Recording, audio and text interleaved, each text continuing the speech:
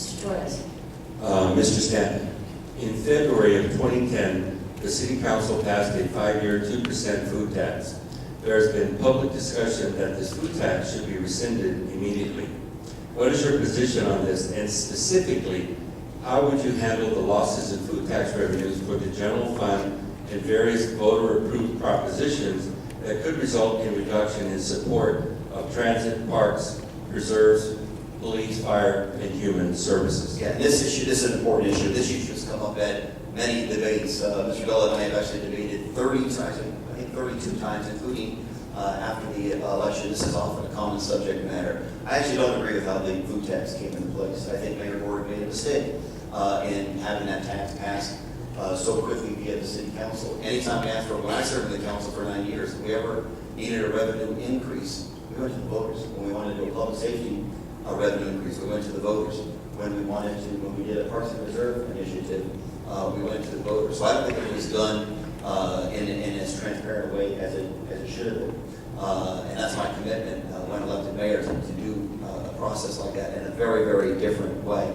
I think the food tax should be repealed. And the difference between Mr. Gullett and I is that he wants to repeal it immediately without regard to any of the consequences. I want to make sure that the public is fully informed as to exactly what the consequences would be of that. We've had 30 debates, and I've heard over and over and over again how the loss of food tax will be paid for by his pension reform plan. And we just found out today that Mr. Gullett's pension reform plan is actually going to cost taxpayers more money. So there actually will be no savings there. I think we need a little more honesty with the people of our community. Thank you so much.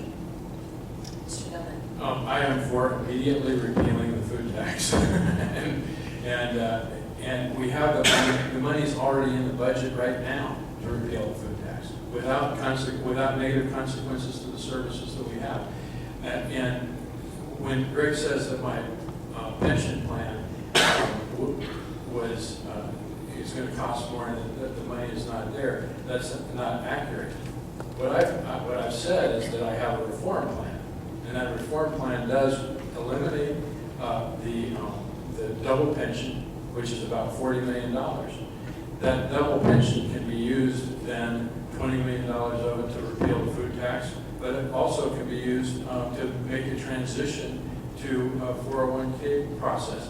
And when I said in my pension reform plan that we're going to transition, it's going to be a slow and methodical transition. It does cost money, and it is going to be important to do that properly. But in terms of the food tax, the budget that we passed this year's budget, was 5% higher than last year's budget. What happened, though, was that last year's budget was actually higher than the money that was actually spent. And so this year's budget is 10% higher than last year's actual expenditure. The need for the increase was only 5%. That's $115 million.